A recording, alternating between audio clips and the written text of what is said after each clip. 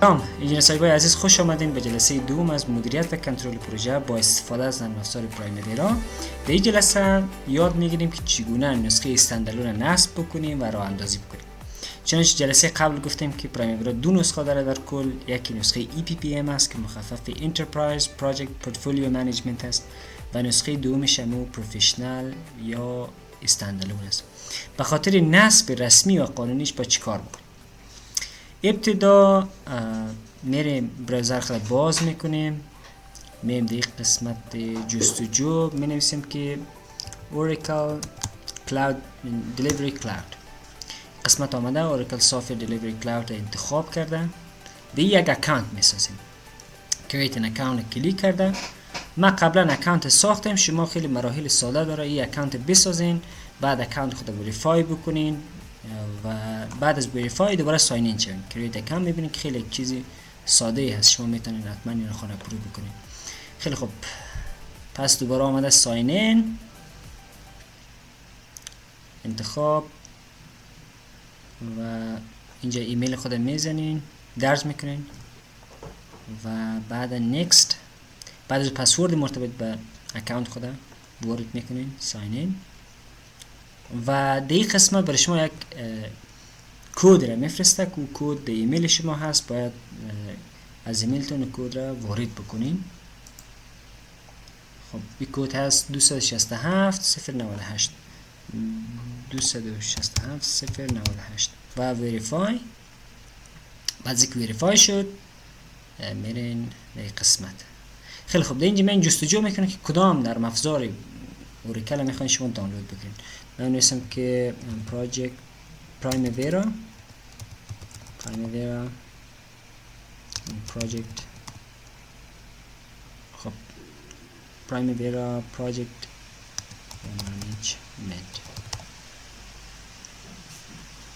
خب پرایمویرا پروفشنال پروژکت منیجمنت رو انتخاب کردم. نسخه های زیادی هست، شما از بینش نسخه 25 انتخاب کرده و اینجا میگه که add to download، این ویو آیتم آمده و کنتینیو رو میزنیم. بعد از کنتینیو آمد میگه که اینو میخواین که دانلود بکنین، بعد کنتینیو رو انتخاب کلیش. مثلا چی داریم؟ پرایمویرا P6 Professional Project Management داریم، داکیومنتیشنش هم رایش است. کنتینیو رو انتخاب و میاین این قسمت Oracle Standard Terms and Restrictions هم میخوانین، البته اسکرول میکنین تا آخره. بعد دیگه I reviewed and accept the Oracle license agreement انتخاب، continue. بعد از continue کردین اینجا گزینه دانلود است. ببینید شما چند تا نرم افزار دانلود میکنین. یکی پرایمویرا P6 Professional Application هست که مو ستاپش هست، Integration API هست، دیتابیس ستاپ است و به همراه از او داکیومنتیشنش هست. ستاپ در کدام هست؟ V1055386 یادتون نره. دانلود انتخاب. یک تا اپلیکیشن از خود اوریکل حالا دانلود میشه که با استفاده از او شما میتونین که نرم افزار رو دانلود کنین. ما در قسمت آمده در بخش دانلود این رو رن میکنین.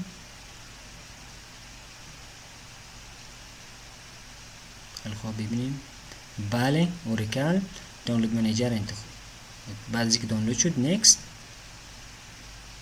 و فعلا میبینیم که اینجا بسته به صورت اینترنت اپلیکیشن هایی را که انتخاب کرده بودیم در حال دانلود شدن است. ممکن برای شما یک اندازه وقت طولانی تر بگیره، سرعت اینترنت ما خوب است. منتظر می باشیم که تا برنامه دانلود شه و بعد از او ستاپ پرایمویرا رو رن میکنیم و اینستال میکنیم.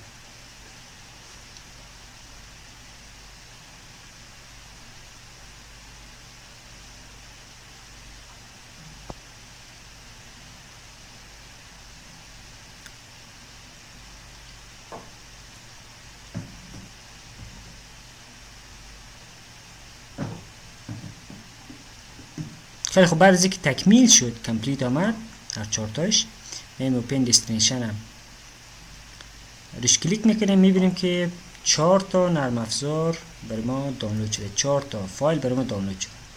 این من دوباره قسمت دسکتاپ کپی میکنم و اگر یادتون باشه 086 ستاپ خود پرایمویرا بود. این از فایل زیپ بیرون میکشیم.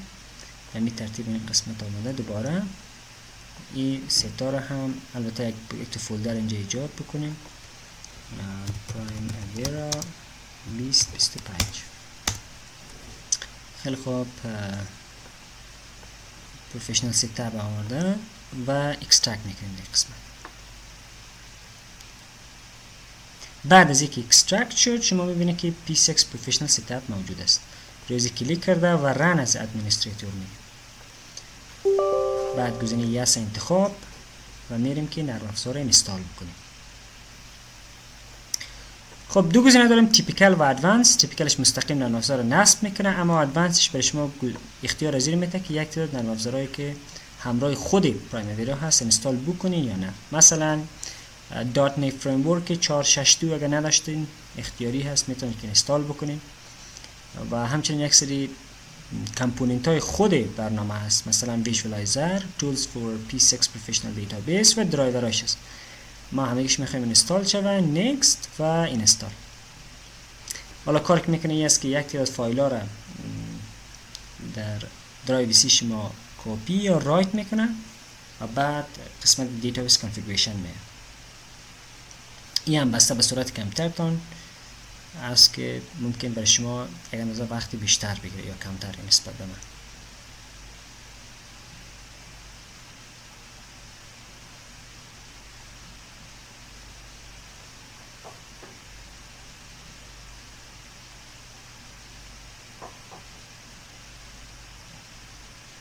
خیلی خب. بعد از اینکه کپی کردن فایل تمام شد با 4 گزینه مواجه میشیم که دو تایش فعلا خاکستری رنگ است.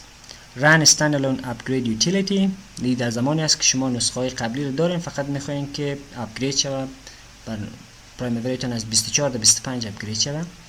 Run Standalone Database Migration Tool هست. این در صورت است که شما دیتابیس را دارین، فقط خواستین نرم افزار را نصب بکنین و فعلا از اون دیتابیس قبلیتون استفاده بکنین. و ریستارت که نداریم فعلا و ما روی گزینه Run Database Configuration انتخاب میکنیم، به خاطر از اینکه میخوایم همه چیز از صفر شروع بکنیم. پس اوکی.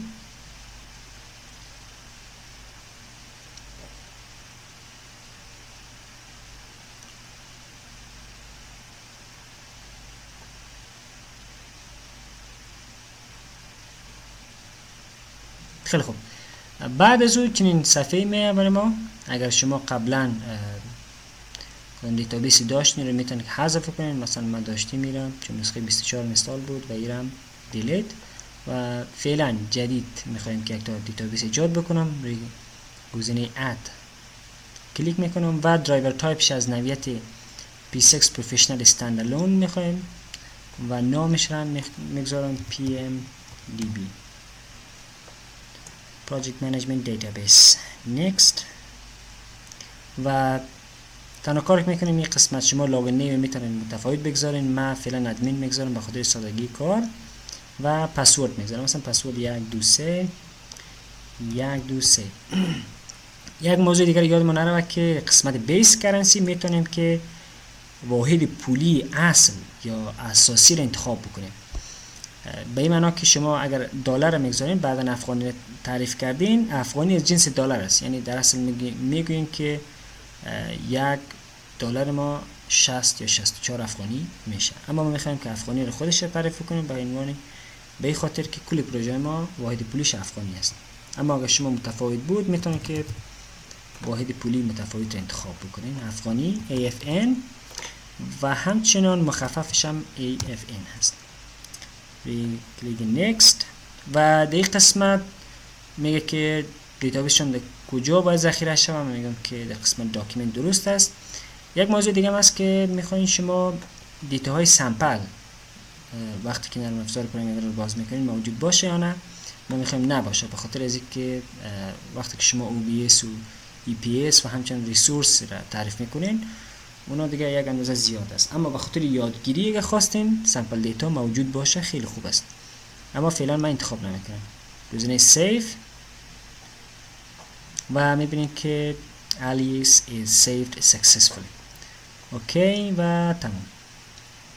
این رو بسته میکنیم ویزارد. بعد آمده در این قسمت start menu بنویسیم که پی این پرایم وی را یا پی 6 هم بنویسیم میره مستقیم. خیلی خوب، شما ببینید که P6 Professional 25 هست، ویژوالایزر هست، مایگریشن تول هست و دیتابیس کانفیگوریشن که مشاهده کردیم. خب من P6 Professional انتخاب میکنم.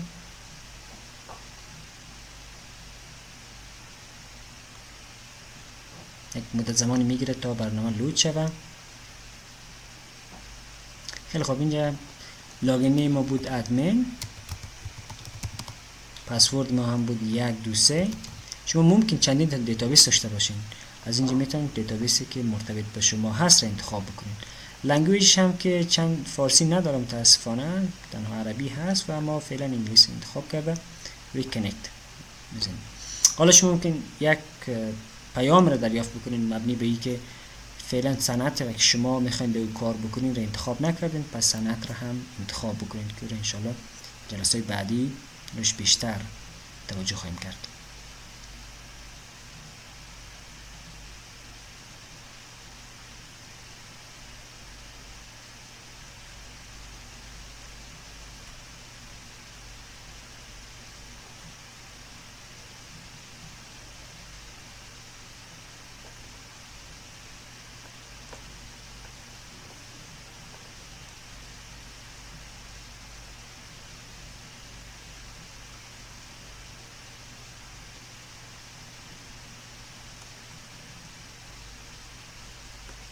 خیلی خوب، این پیامی هست که من میگفتم شما باید صنعت مورد نظر خود انتخاب بکنین. رزی اوکی.